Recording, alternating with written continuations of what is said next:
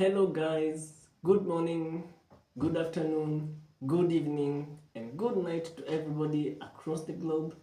It's your boy Duplex, the skinniest Arsenal fan anywhere around the world, with yet another podcast. Thank you for tuning in, and let's go. So, this time we're going to review some of the Champions League action. I'm going to share with you an incredible statistic that Arsenal has this season.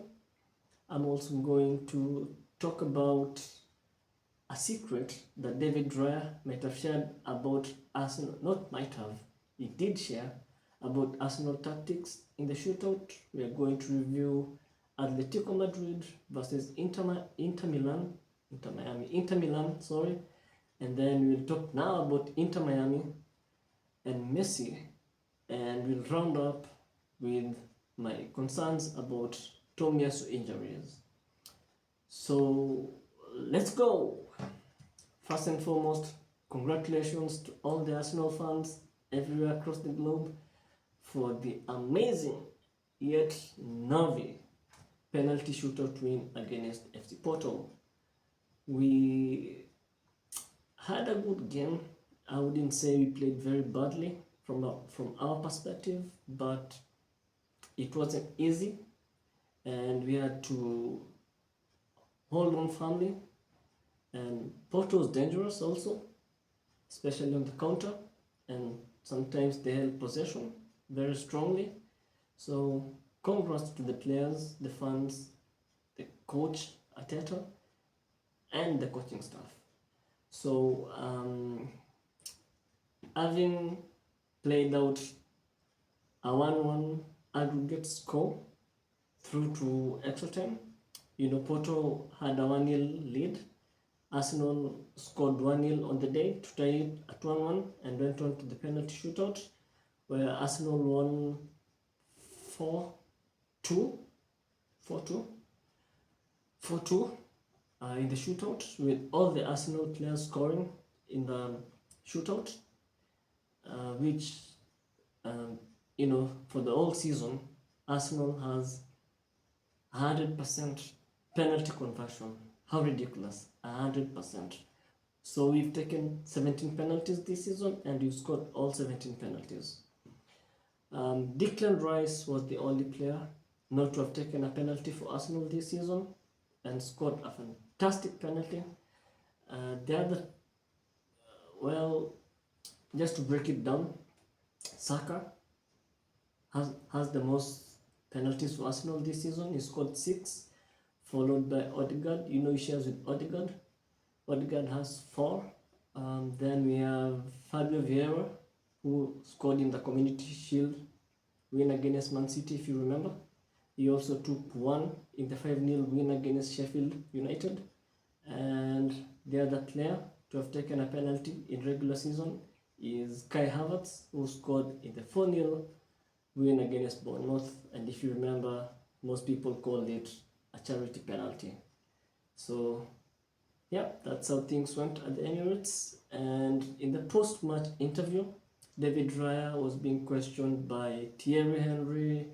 He was being questioned by Mika Richards, Carragher, and Kate Abdo of the CBS. And he was asked if Arsenal, have been practicing penalties. Of course, they have been practicing penalties, he said. But then he might have shared a secret. Not he might have. He did share an Arsenal secret, because he said that the coaches told him to go one way or the other, and if you remember correctly, he went to the left. He went to his left for all the penalties. So this kind of concerns me a little bit, because if you progress, maybe if we end up going to shootouts with Bayern Munich, which most people will say is impossible. Most people, not me. Maybe they might just decide to shoot the other way. If it goes right, they might shoot all the penalties, left. If it goes left, they shoot all the penalties right. So kind of a bit concerned about it, but hopefully the coaches are going to tweak something if you have to go to penalties again. So with that said and done, the other game, the UCL game, was Atletico Madrid against Inter Milan. Inter Milan took a 1-0 lead at San Siro, so they went to Metropolitan Stadium. I think they call it Metropolitan or something, Stadium of Atletico Madrid, and actually took a 1-0 lead in the first half, and Atletico had to come back from that. The tie was 2-0, so they scored 2 goals to tie the fixture at 2-2, played extra time, and went on to the penalties where Atletico Madrid won 3-2. What a remarkable turn of events. And congratulations to Atletico, who I was really hoping not to face in the next round, because if Porto is difficult, using the dark arts of football, Atletico Madrid is dark arts of football on steroids. So, well, the other news is Inter Miami. Inter Miami star Lionel Messi scored and assisted in a 3-1 win over Nashville SC. But unfortunately, he picked up an injury, and he left the pitch on the 50th minute. So there's doubts of him being involved in the weekend. So, congratulations to Inter Miami and the GOAT Lionel Messi, and a quick recovery to you. So, in other news, what else?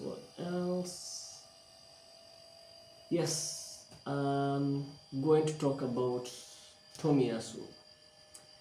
Tomiyasu is a special player, and for me, the best right back that we have at Arsenal. If I'm not counting Timber, or maybe if Timber is a left back. I said this in my other video. I'm saying this based on what? You see, Tomiyasu is very physical, and he presses player. He does exactly what the Porto left back did on Saka. Goes tight on players. He doesn't give players any space. You're not going to cross from his side. You're not going to cut in and shoot from his side. That's why I write Tomiyasu. Maybe Ben White is better with the progression of the ball and in the final third, but defensively, for me, a right back or any full back, the first job is defensive. So, a remarkable player we have. I'm happy that we signed him on a long-term contract, but the problem with him has been his injuries, of course, as most Arsenal fans will tell you. I was really concerned that Japan was going to call him for, I think it's friendlies. I don't think they're playing anything significant. Excuse me. It's night time here. It's almost midnight. Excuse me for that. I beg your pardon. So I was concerned that Japan were going to call him, but fortunately they did not call him. And there's been a pattern with Tomiyasu where he is almost never fit Arsenal and always fit for Japan, including this time.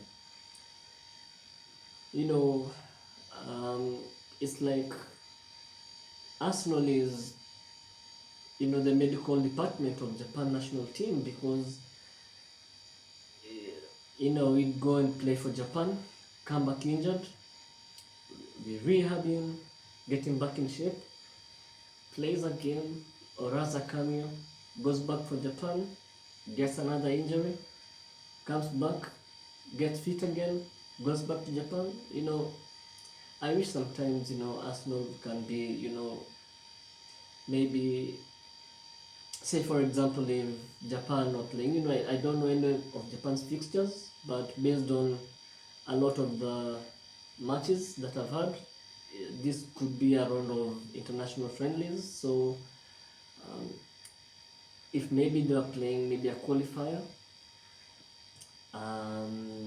of which, don't get me wrong, I'm not sure. Let me just check that. Let me check. Tomiyasu and Japan, so as I get the data or the news,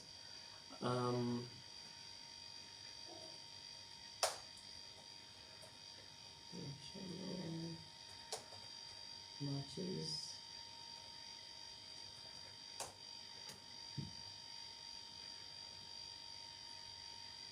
Yeah, just a minute. Yeah, so here we go. Oh, they're having World Cup qualifiers against Japan on March 21st. And against North Korea. Oh, that's, yeah. So sorry, they're having a home and away second round World Cup qualifiers against North Korea. Oh well, it's North Korea, so probably they could afford to rest him. But say if they are playing a tough team, maybe say like South Korea or any other top team from the division, chances are high that he may have gone, and maybe probably, crossing my fingers, comes back injured, and we're having a run-in, we're having 11 or 10 games left in the Premier League. We still have the Champions League. We're having Bayern Munich. I'd go with him against Leroy Sané. So, yeah, that's just my concern. Maybe Arsenal can be a bit clever in, kind of restricting, Tomiyasu for when he's just, healing from an injury. So, with that said and done, thanks guys for watching. The next time we are going to review the Champions League fixtures which have come up today. Until next time, guys, please remember to like, share, leave your opinion, and subscribe. Thank you, and have a good time. Bye bye.